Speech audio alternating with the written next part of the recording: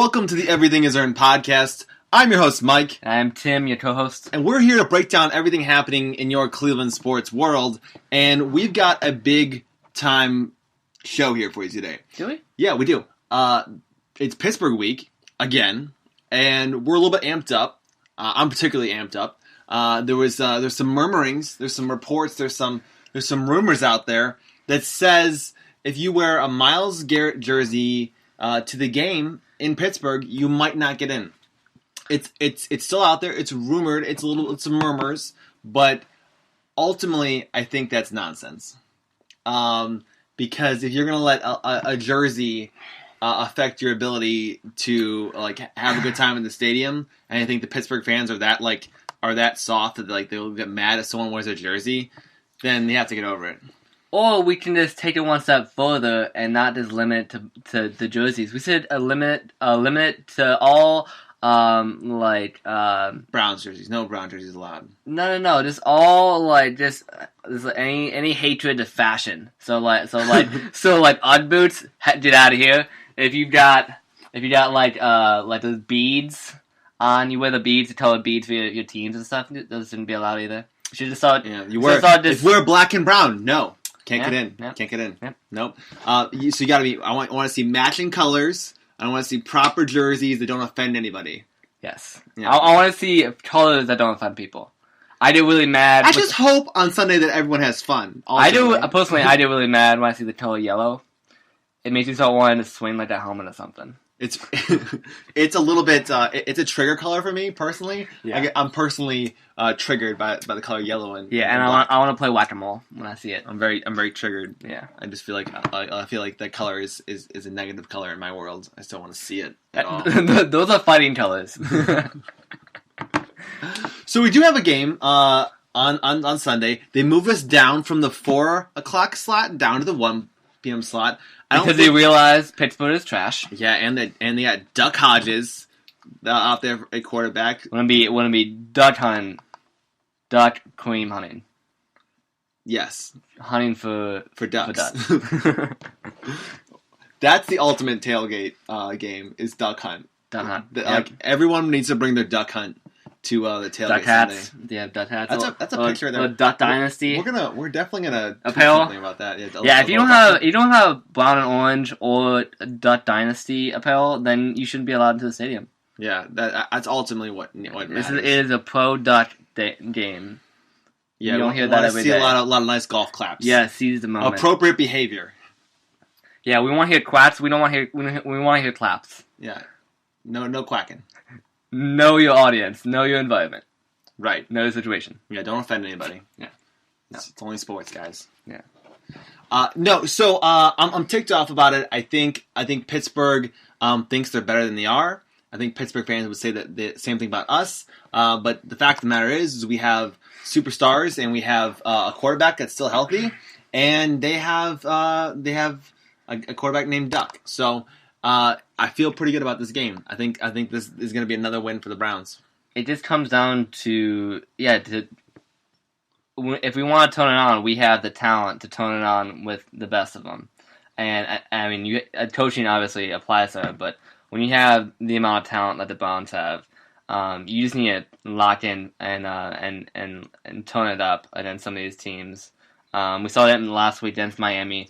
When we in the third quarter, we kind of let them hang around, score 14 straight points, 13 straight points. Yeah, but when you get Odell and Jarvis going together, those dudes just hype each other up. They're 1-0. They're just like, let's go. When you each get a touchdown for Odell and Jarvis. Fun fact: we are 1-0 when Jarvis Landry and Odell Beckham score a touchdown in the same game. Big stats, big facts.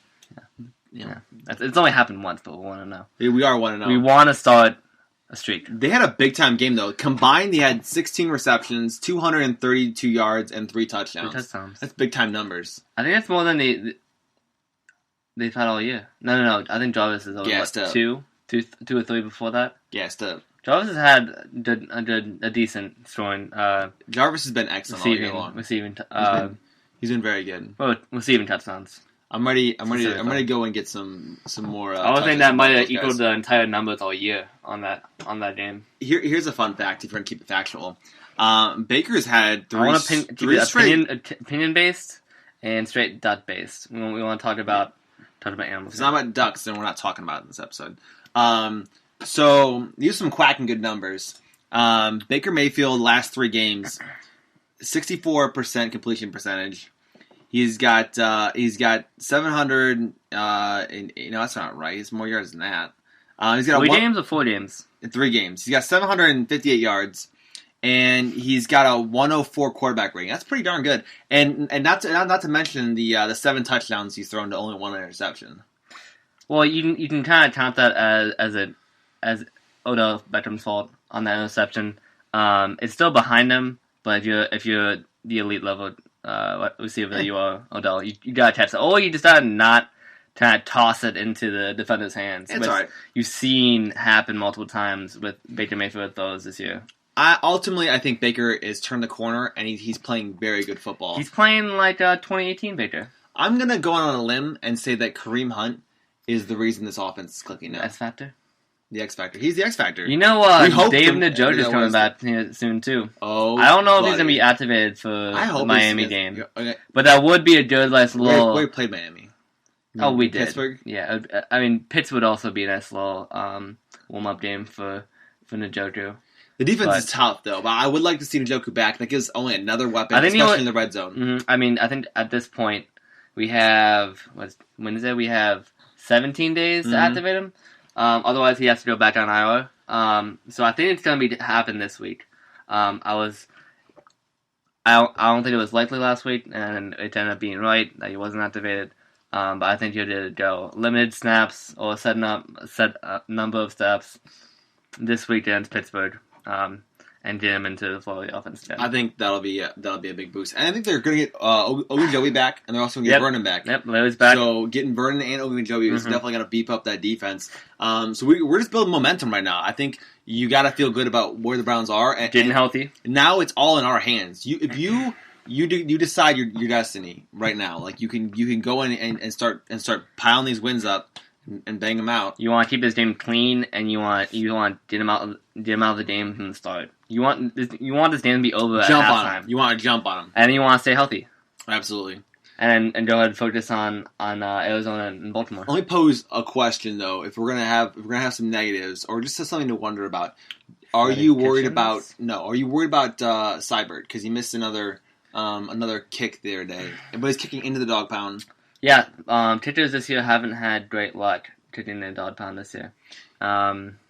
I know our special teams coach has them kick into the dog pound Pre-game? on practice days. Like they go down to the stadium and do that.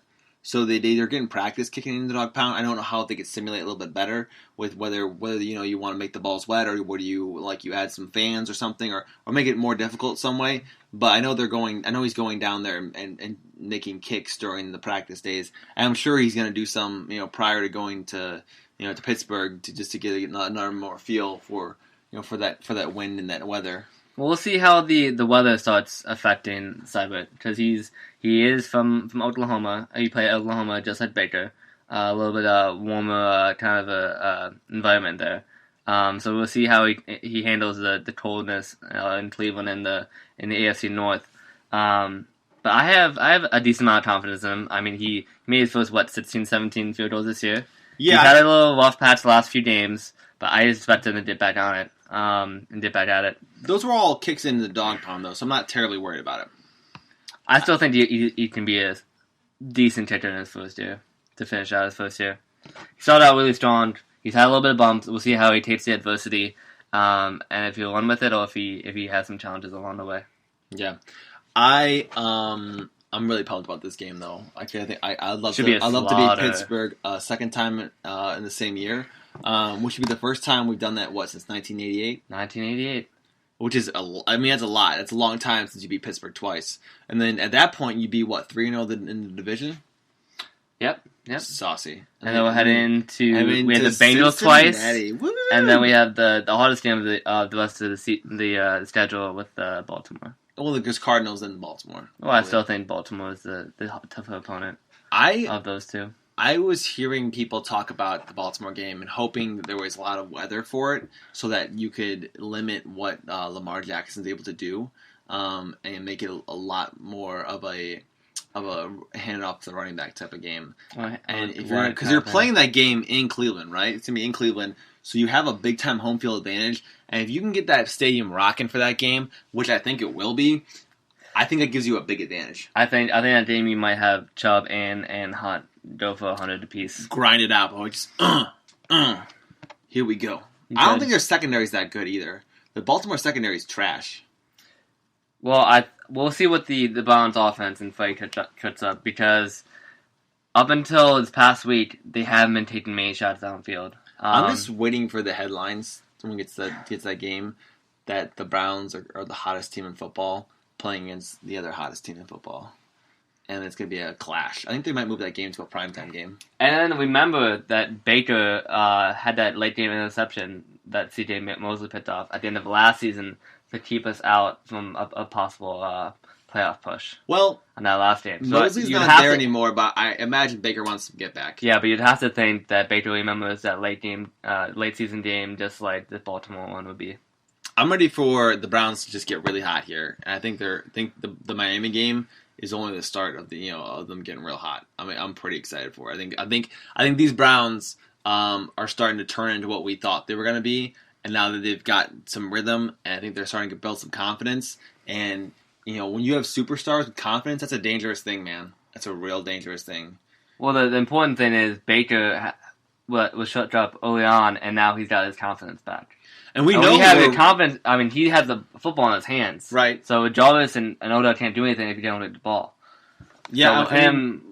The other thing is we know we're a running team now. Chubb is freaking getting 100 a game. I mean, it's clockwork, man. Like, we know we're a running football team, and the teams have to stop Chubb first, and they can't right now. No one can stop Chubb. Chubb is having his way with defenses, and Kareem Hunt's only made that better with his blocking. Absolutely, and then with running a dual back threat, it's so tough.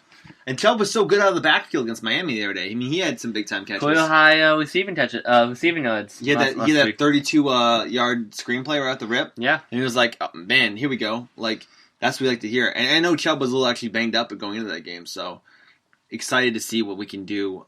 With this Pittsburgh opportunity in front of us. I'd love to just shut up Pittsburgh fans for a year. I'd love to shut up Pittsburgh fans for a year and then go to the playoffs. Or the AFC North, this as a whole. I just don't believe the AFC is that good this year. Like, they're not that great. I'm just gonna say that. Like, the AFC is weaker this year, and I don't want to say it's vulnerable, but I think it's always the get in and then anything can happen. Get in, anything can happen. Just like baseball. Love it. I love it. I love that factor of it. And with a team that's loaded with talent, I think that's even better. Well, I think Philly's finally figuring out the offense, which has been the big beef with this Browns team, because most of the time the defense have held their own, and they just get gassed because the offense would go through and out most of the game, or they did some big stops, only allowed 3 points, or maybe did a turnover, and then Baker throws a pick or Pitt sits. And just gasses the team, or takes the entire life out of the building, out of the team. And so when he's not turning the ball over, you're going to put yourself in a good chance to win every game. You want to know another fun fact? The Browns have the best turnover differential. The last 3 games? In the month of November. Oh. So they're the last 3 games. They're +5. Yeah, they're +5 right now, which leads the league. So that's really great. When you take care of the football, it makes winning football games a lot easier. Guess who's probably a big chunk of why that's they're responsible for that. My boy Joe Schobert. Joe Schobert. You want to talk a little Joe Schobert? Yeah. He had a groin injury last week, and he said, "You know what? I don't care. I'm just going to grab 2 interceptions, have 4 passes defended. Did you see 7 tackles? Did you see what his wife tweeted though? Yeah. Remind me. Yeah. Megan Schobert, his wife, goes, I keep getting texts from my family asking how Joe's groin is, and I keep telling them, like, this is the only acceptable question, like, in the context of football. Like, it's a weird text to get, like, hey, Tim, how's your groin doing? No, and then wouldn't be me. It would be through, like a girlfriend or something. That, like, in that case, hey, how's your groin doing? That's just a weird text to get on your phone. Like, it's apparently acceptable family banter at this point. Like, hey, how's Joe's groin? Like, That's a weird Thanksgiving conversation to have. Yeah. Joe, how's your groin feeling? It's good. It's good, Uncle. It's good, Uncle Bob. It's good. It's good. It's good groin. My groin's set. Please, let's get back to the eating the dinner, please. Awkward. Just a little bit. Hella awkward. Just like this segment. No, you're awkward. I don't know. I'm just talking about our football players groin out here. I don't know what you were doing. Yeah. What's the deal? It's an injury, man. We have to discuss it. Your boy had a groin injury, but he went out and balled anyways. And, and it was awkward for everybody involved in Joe Sherwood's family. And now it's awkward for us, too. Yep. And you guys. We're just trying to bring the love full circle so we can all feel awkward. Anyways. Just to kind of prepare for this coming Thursday, Yeah, anyways. Let's talk about the Cavs a little bit here. Because the Cavs seem like they're on a little bit of an upswing. But they lose a little bit more. They lose to the Nets last night. And I want to say defense that we had a hard time guarding their big again. Weird when you don't have height and your tallest competence to the keyword here, big man is 6'9", when your opponent's 2 or 3 guys have 6'11", 6'11", and Jarrett Allen brings down 20 and 20, then it's hard to win. Yeah, I agree. He got on the boards a lot, and it wasn't like the Cavs played bad defense. It's like they played good defense, but they didn't finish the possession. You don't play good defense unless you finish the possession, and that means grabbing the ball. And that's what my coach has always told me. That's what any good basketball coach or player would tell you. The defense is not done its job until you've secured the rebound. So you can play 98% good defense, and the last 2% is securing that rebound. But it's the big 2%. You have to secure that rebound. And when you have a mismatch in the height, like the Cavs have been running into, Brooklyn, Dallas, Detroit, there's the Heat, Milwaukee. There's teams that the Cavs just can't size up with.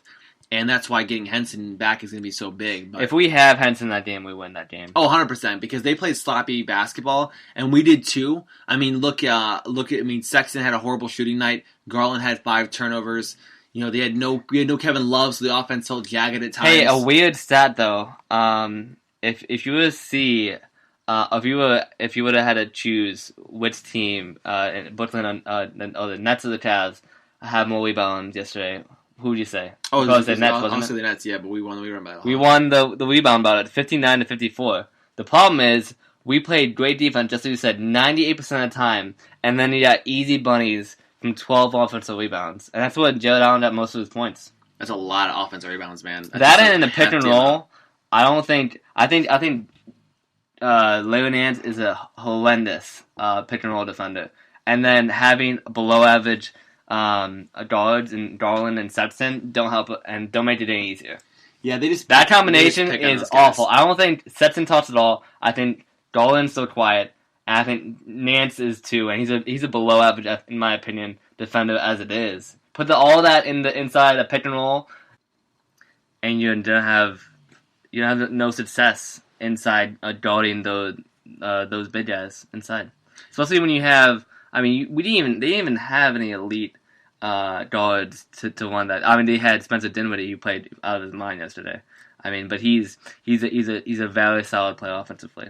I was on you, Will, actually there yesterday, and I said Spencer Dinwiddie is like the knockoff Cedi McCollum. He plays exactly the same, but he's taller and he's bigger. He's bigger than CJ McCollum. And he's a bigger boy. I don't think he's that clutch, but he made a game winner. Game-winning shot. He just doesn't have the reputation yet. He's still gaining that reputation. He's going to be a big part of that core going forward. People will get to know his name next year. He's going to be that. He's going to be that Lou Williams for the Clippers this year. I'm saying next year. Next year he's going to be the Lou Williams for the Nets. Yeah, when Kevin Durant and Kyrie come back. That makes sense. I can see that. We were at the game, like you said. One thing I noticed late in the game that really hurt the Cavs is lack of communication. Yeah, lack of communication. I said, young guys who aren't talking, you need to talk. There was an inbound. There was a play where Joe Harris ran Colin Sexton in a circle and got a free layup out of it, and no one bothered twice to like help in the last him. minute. And they didn't like bother to hedge anything and like jam him on those run throughs. And like that's a little upsetting. There was no rotation either. The other thing too is he got beat off the dribble by Joe Harris and for a layup. And it was back to back. And you notice out of the timeout they put Clarkson on Joe Harris. Super slow Joe Harris. Shooters should guard shooters. Like that just makes a ton of sense. Like you know what bugs shooters. Hey, do you guys remember when Tal Culver was here and he just locked down Klay Thompson? That was remember so that? fun. It's almost like shooters know how to guard other shooters. Right, because they understand the mindset. Yeah, and they understand the mechanics of it and what shooters don't like. And when you're a knockdown elite shooter like that, and that's why Klay Thompson's also a really good defender too, among other reasons. Because he understands the mechanics of shutting down another shooter. Do you ever hear, this is off the top of my head, do you ever hear how CJ Miles is a really bad defender? I've never heard it. No, he's not a terrible defender. He's reliable. He's reliable defender. He's been in the league for a long time. Danny Green, 3-and-D guy. Do you ever hear about him being a bad defender? No, he's been on the all defensive team. Yeah, good shooters know how to guard other shooters. Stephen Curry, he's just tiny. He doesn't try. Well, yeah, that's true. James Harden, he's a competent defender now because he tries. He tries sometimes. He tries sometimes now. Well, it's because Russ is there, like, being like, "Hey, bro, you want to screaming at him, play some basketball?" And he's like dancing. I'm like, "Come on, play some defense. You can do it. Let's play." You see, speaking of D'd up, Harden D'd up Hassan Whiteside on the Blazers last week, and it was hilarious because Hassan Whiteside's a joke. Yeah, he's not good. He just looks like one of those players who doesn't want to play basketball. He's like the modern day Andrew Bynum. Andrew Bynum. Same thought. Booyah! Got it. Same thought. Bowling. Bowling for Hassan. That's what he wanted to do. That's what Andrew Bynum wanted to do. He'd rather go bowling and injure himself bowling than play basketball. Like I think he ended up trying out for like the minor PGA tour, like because he was so into bowling. Like, can you imagine being more passionate about bowling than basketball? Like, how soft do you have to be? Like, you got all the way to the NBA on what? On like half effort? Yeah, that's ridiculous. He's an animal, man. Andrew Bynum was blessed with outstanding athletic ability and a ridiculous like frame. Like that guy was built to dominate the league gifted. Forever, and he didn't because he didn't care about basketball. He didn't care about basketball, and he'd rather bowl, and his knees didn't hold up as long as he wanted but back to last night's game. I think pairing Sexton, Garland, and Nance with that lack of communication and that quiet, below average defending, that's not good. That's not a good combination late in games. It's a gross combination. I think Beeline will learn from that. Beeline's great at adjusting. He does a really nice job adjusting. And I think there was a lot yesterday you can get on that film that says, "Oh crap, we shouldn't have done that." Yeah, and I think he'll tweak it. I think he'll fix it. But on the positive side, how good was that inbound play to Clarkson? I mean, they defended it really well, but Clarkson hit that like kind of that tough fadeaway in the corner across his body too. Yeah, it was dirty. He's going left and right, as we know. Clarkson's a right hand shooter. And the defender's closing out late, but like he's at the corner, just like, drifting out of bounds, knocks it down to push up by one, right? Yeah. No, it was down by one. It was like tied. Down by two. Down by two. We were down by 5. It was a huge mid shot. 3. Yeah, it was all that timeout. We had 4 replays in a row. We won. Yeah, replay reviews amazing. Yeah. I couldn't believe they kept giving them to the Cavs. Like, we never get those calls. I think they were feeling the holiday spirit. They were trying to help us win, man. The Nets were so beat up that they tried to help us win, and instead Colin Sexton got blocked on the opportunity to take the lead. And then he missed the game, the free throw to put us up by 1 and win the game. Yeah, what are you gonna do though? You know, I mean, ultimately, yeah. But back to Beeline a little bit. Yeah, learning experience for him, but we do like the lineup adjustments he's been making. You see, Cedi Osman has been more effective. He's gotten more shots up the last 3 games. You see Kevin Porter Jr. being more of a defensive lineup and lineup in with Deli. I think Deli and Nance. Deli Nance and Darius. I think. Mm-hmm. Which is a good combination. There's a lot of ball movement there. A lot of unselfish players on the court there, and is limiting. I think the time between Sexton and Clarkson on the on the floor at the same time. Do you want to hear my favorite stat? That's the worst stat ever. The Clarkson Stetson numbers. Yeah. Advanced stats. No, thank you. Clarkson is really good with Dellavedova, which is the weirdest thing I've ever seen. I think Porter Jr. would fit really well with them too. Let me see if you can guess my favorite stat from last night. Take a gander. Who do you think? Favorite stat? Had my favorite stat. Oh, Porter Jr. Hell freaking. He had like. How many assists do you think Porter Jr. had? He had 5 points. He had like 6 rebounds. He had like 7 assists. He had 7 assists on the dot. On the money. He should have had 10. We missed some bunnies. We missed a couple open shots.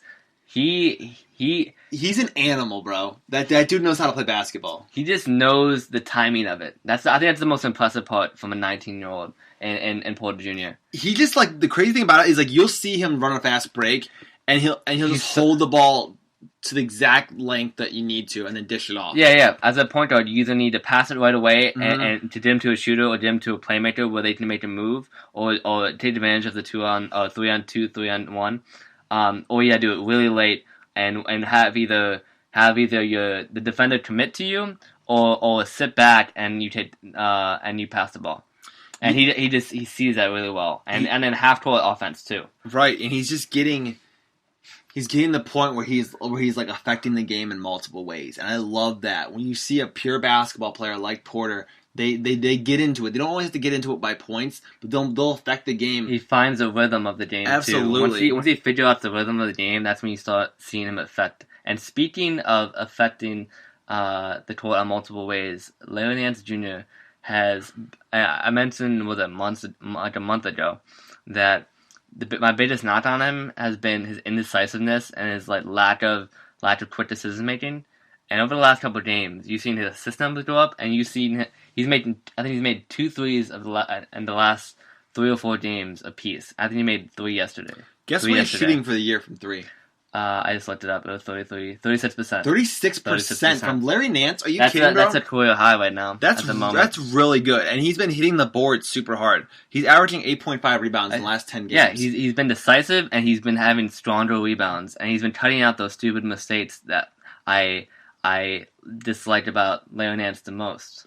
That's what Beeline said too. He's like, I don't care if Larry takes the shots. Just be decisive about it and pull them. Like we don't want you to sit there and think about it. Speaking of decisive shooting, I found a quote last night. It was John Beeline post game of the Nets game, and they were talking about Garland a little bit, talking about Stetson a little bit. And at one point, John Beeline, they're talking about his shooting and being decisive in his shots. And he said at one point yesterday, he pulled over a timeout or a free throw. He pulled Garland over and said, "If you don't start taking shots, I'm gonna pull you." And then the Nets 2 possessions, he hits bad threes. He's a good shooter, bro. Like he's a good shooter. He had a 3 yesterday that he created so much space. And even though he rushed it, he still hit. But it was like, dude, he rushed it. Yeah, he rushed it quite a bit. He can create some space, and he can get those shot off pretty quickly. I like Garland taking shots, and he needs to keep pulling them. Like he just needs to be decisive on what he wants to do with it. I think all the beat reporters and people who understand basketball can pretty much agree that Garland can fill it up, but he has to start shooting. He had the career high 23 points, right? Against that in that Dallas blowout.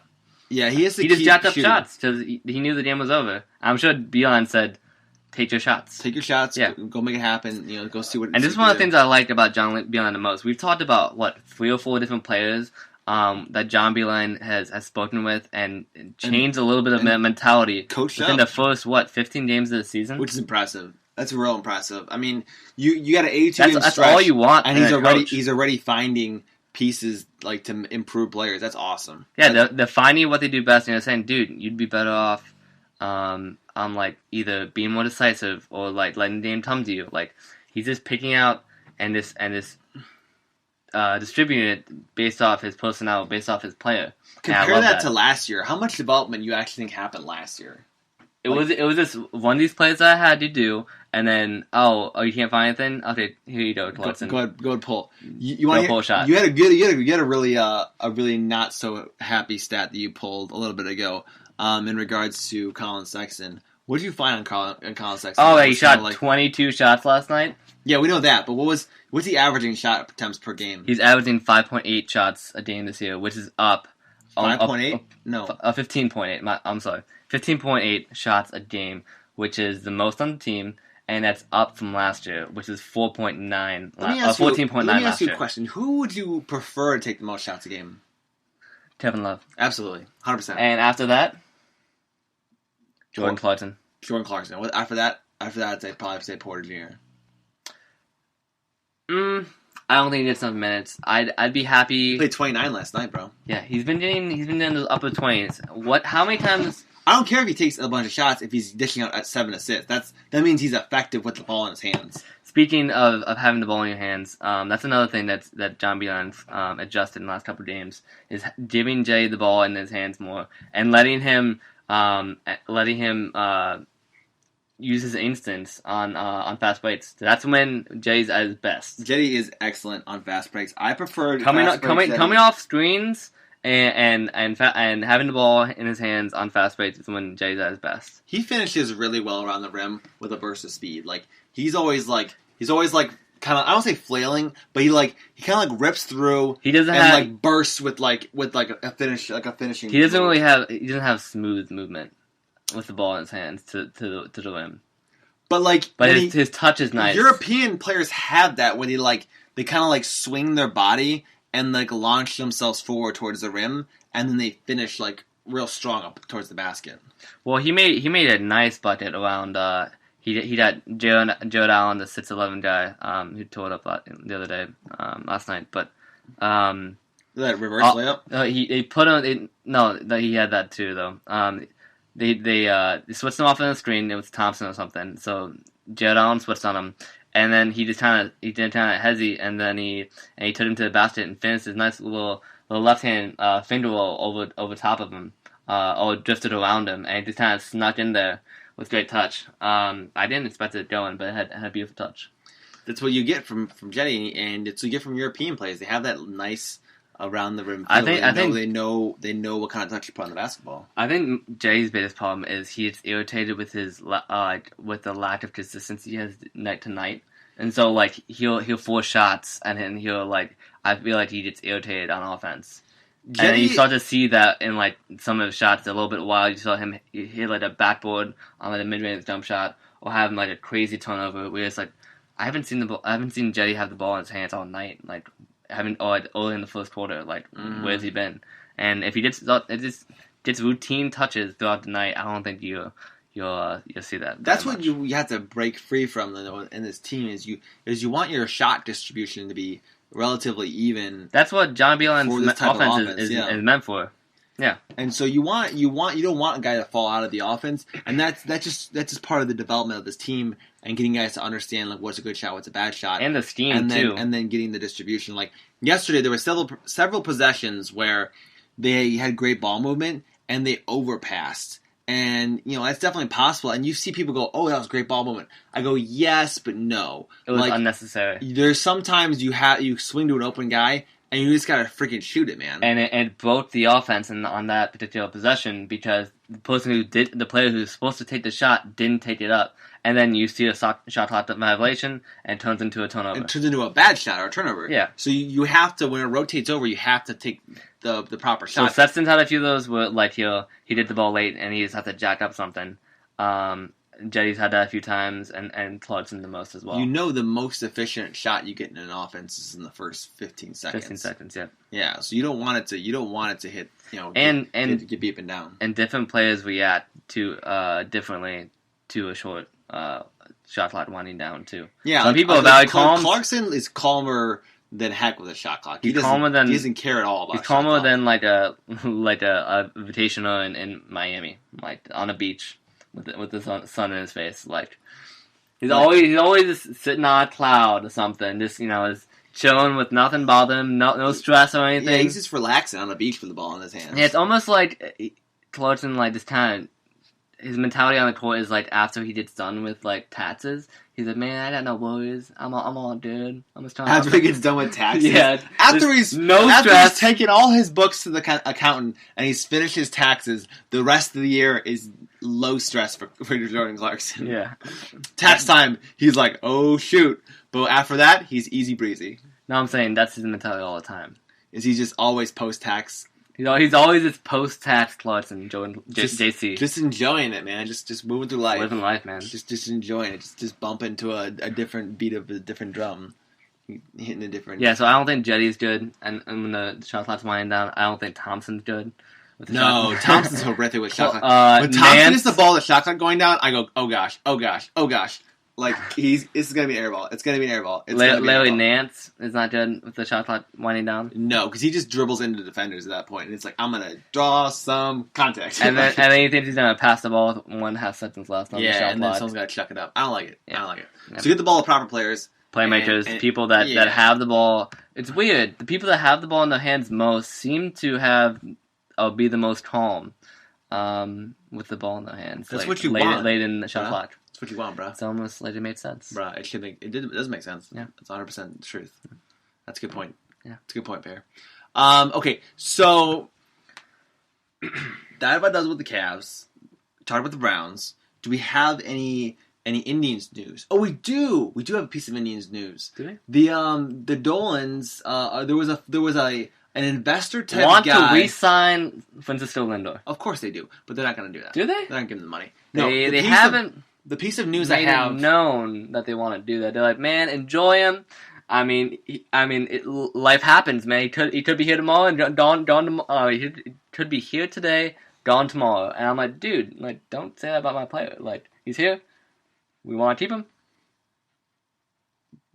We like him. Okay, so the piece of news I actually have is there was an investor last season that had lined up financing to buy the Indians. It didn't actually work out. Made it happen. He ended up buying the Texans instead. How about we just...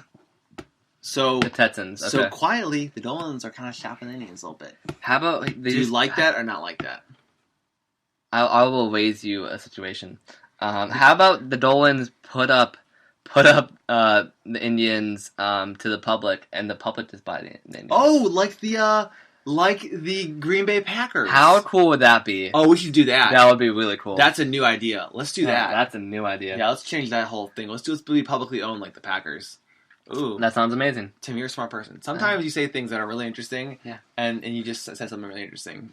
I'm gonna mark that. I'm gonna mark this day. You heard it here first. Tim said something interesting. Tim, the alpha host, said something interesting on this podcast episode. Tune in on this one specifically because I have something good to say. No, you had a real good idea. Yeah. I liked it. I liked it a lot. Yeah. No, I publicly owned. Made it happen. It's not a bad idea. If I was to sell the team, you know how I'd want to buy a team? If you could, if I could pick an owner, if I could hand pick an owner, who do you think I'd buy? Interesting. I don't know. Steve Ballmer. I want Steve Ballmer to buy. Oh yes, absolutely. He's the owner. He's the CEO of Microsoft. He owns the Clippers, and I would not mind selling. Because he would put all the money into it. He's a nutbag. Did you see him when they got Kawhi? Like, they were freaking out. And Paul George, he was like, "It's ridiculous." He was like, "Yeah, hey." He couldn't handle it, man. He's so much fun to watch at games too. Like, he loses his stuff when he's watching a Clippers game. Like, dude, he's well invested. He acts like some kid just takes away his toy, or like when he opens up a present on Christmas Day. Like this, it's either one way, just out of his mind, losing it, or he's so overjoyed. He's like, man, I got Kawhi Leonard, Paul George. This is amazing. He's a great owner though. Like, he's pumped the money in there. And he's done everything the organization's needed to make it successful. Like, I would not mind selling him any of the Cleveland teams. Like, no problem. Like, because he's gonna keep it in Cleveland, and he's gonna put the money behind it that needs to be. He's this decade's Mark Cuban. Yeah, I mean he's really good. I mean Mark Cuban's still Mark Cuban, but if we had to say a different owner, the Mark Cuban award. I just don't think Mark Cuban loves baseball like he loves basketball. No, he doesn't. No, he does not. I don't think he loves football as loves basketball. No. So if you guys have any suggestions for a picker owner for the Indians, please let us know. Yeah, Steve Ballmer's my number one pick. All right, so that about wraps it up. Make sure you guys look out for our holiday survival guide because we're still going to put that one out there. And we have a couple funny pictures that are going to pop around here for Thanksgiving and stuff. So share it with the fam because we are everything Cleveland. And Includes family. You need to bring the family into it because when the family gets together, everyone pulls out their phone and shows each other crap on social media.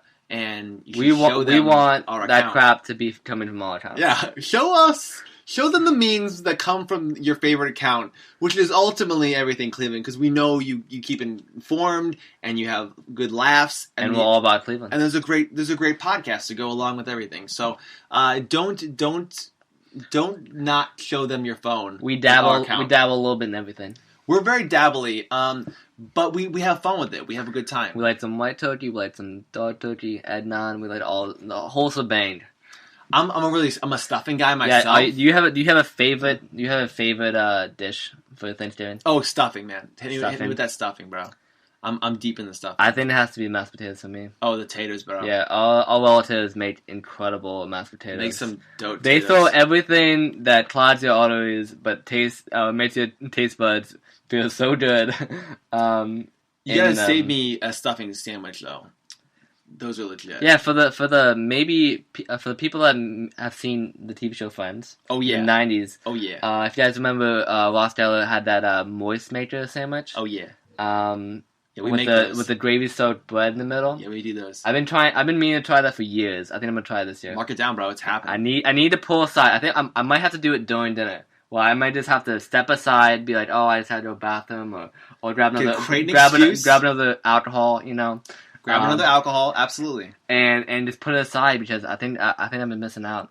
There's nothing like that next day Thanksgiving sandwich. So good. So good. Love it. Well, thanks for everybody for listening. We hope you guys have a wonderful holiday. Safe travels. Tune in to us. We're going to break on Friday.